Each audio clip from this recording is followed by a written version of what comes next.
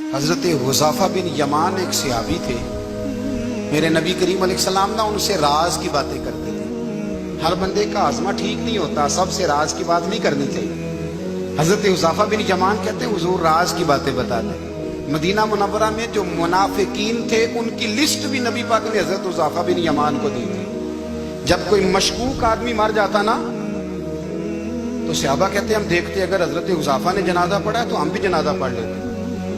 نبی پاک نے بھی کچھ جنازے نہیں پڑھے، ترمذی میں ہے، فرمایا عثمان سے جو بغض رکھے اس کا جنازہ نہیں پڑھیں گے۔ حضرت حذیفہ بن یمان اگر جنازہ پڑھتے تو لوگ پڑھتے، وہ نہ پڑھتے تو لوگ جنازہ نہ پڑھتے۔ حضرت حذیفہ بن یمان کہتے ہیں جناب عمر فاروق کی خلافت کے آخری ایام تھے، کچھ دنوں کے بعد وہ شہید ہو گئے۔ فرماتے ہیں آدھی رات کا وقت تھا، میں گھر میں سویا تھا بڑا بے فکر، اچانک میرے دروازے پہ دستک ہوئی، میں گھبرا کے اٹھا، اتنی رات کو کون آیا؟ کہتے ہیں قربان جاؤں، دروازے پہ گیا تو امیر المومنین فاروق اعظم دروازے پہ۔ میں نے کہا عمر کوئی حکم تھا تو مجھے بلا لیتے۔ کہنے لگے میں نا امیر بن کے نہیں آیا، تیرا ویر بن کے آیا ہوں۔ امیر المومنین کی حیثیت سے سرکاری کام سے بلاتا تو وہاں بلاتا، مجھے ایک ذاتی کام پڑ گیا۔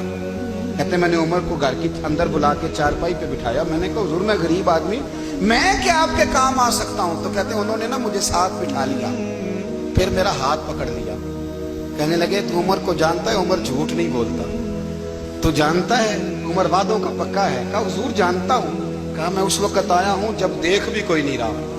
حضرت حذیفہ بن یمان کہتے ہیں پریشان ہو گیا، حضور پہلیاں نہ بجھوائے، مہربانی کر کے بتائیں کدھر آئے ہیں؟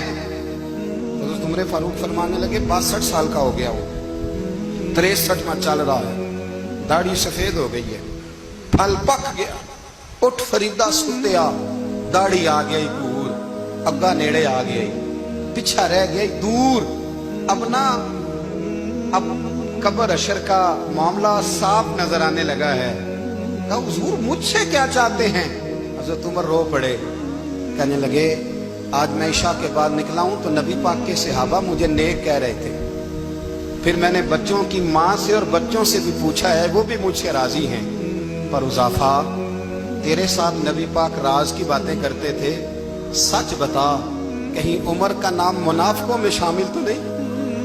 سچ بتا ان منافقین میں تو شامل نہیں، کہیں اوپر سے تو نہیں سارا کچھ؟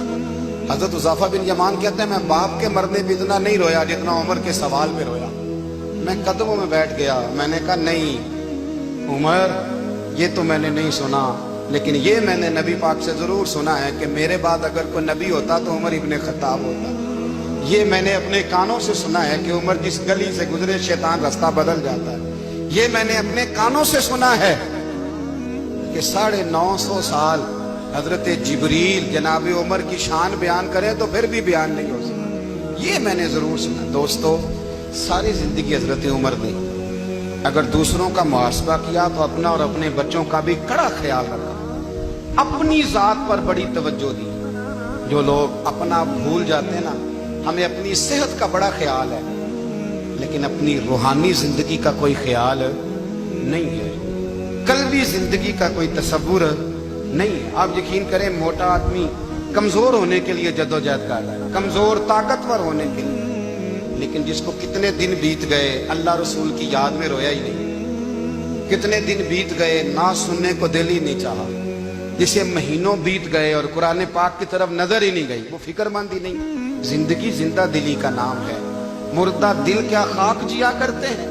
بھائی حضرت عمر کی زندگی دور حاضر میں ہمیں یہ سبق دیتی ہے کہ کڑی نگرانی رکھو اپنے پودوں کی، کڑا خیال رکھو اپنے ذاتی باغ کا، اور یہ جو تمہارے دل کی دنیا ہے یہ تمہاری روح کی زندگی ہے، اس کا محاسبہ کرتے رہو۔